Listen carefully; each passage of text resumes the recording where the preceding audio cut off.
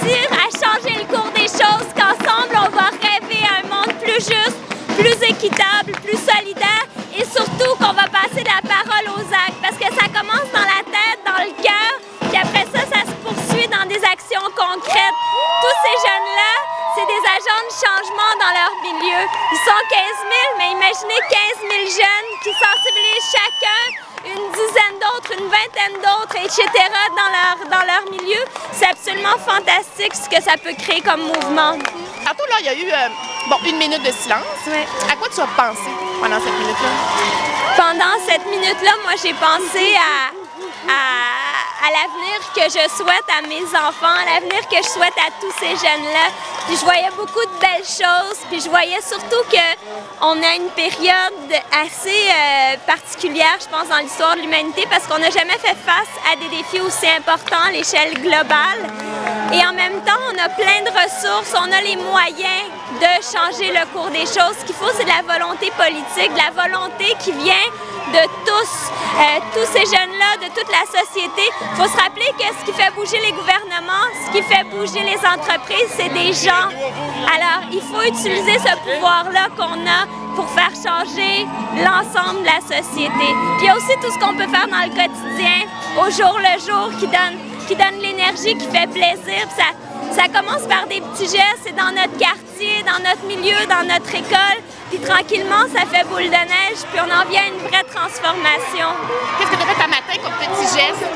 Ce matin? Ouais. Bon, déjà, en me levant, eh bien, mon petit déjeuner, c'est des produits. Bon, mon café, il est équitable, le lait que je bois, il est bio, le pain que je mange, il est bio, la confiture, elle est faite localement et biologique.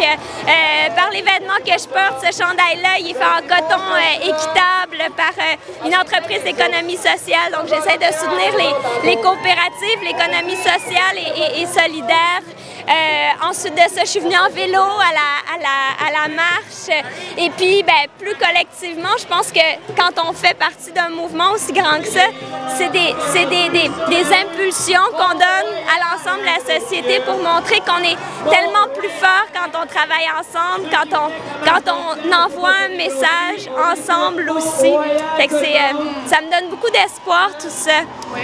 Puis, dernière question, est-ce que tu sens que la voix du citoyen est de plus en plus entendue de la part des gouvernements? Est-ce que ça, il y a un espoir là-dedans aussi?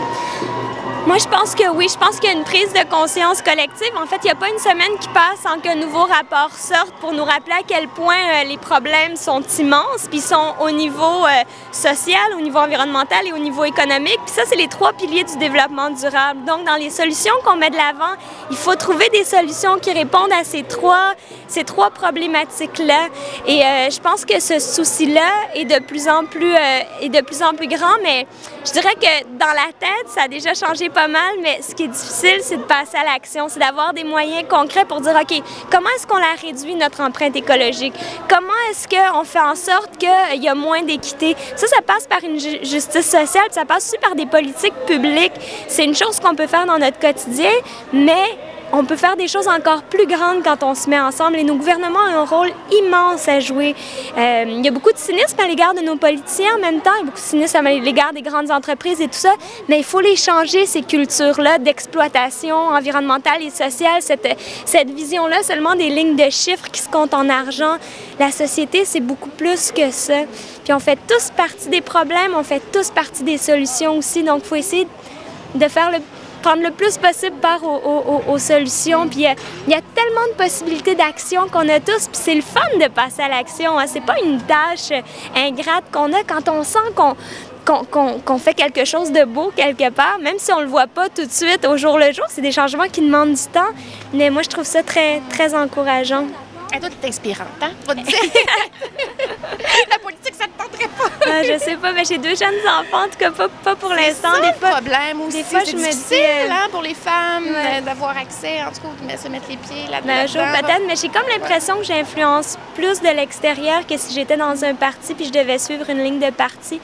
Là, j'ai vraiment ma liberté de parole, puis ça, c'est précieux. Puis je sais que c'est une grande responsabilité aussi de l'avoir, fait que je vais en prendre soin, mais c'est ça, peut-être un jour, parce qu'effectivement, moi, je pense que nos politiciens ont tellement de pouvoir, puis il il faut qu'il y ait dans les gouvernements des gens visionnaires, des gens engagés, puis qui ne sont pas juste dans le discours, mais dans des vraies solutions, parce que des fois, on se fait passer des fausses solutions aussi. Hein?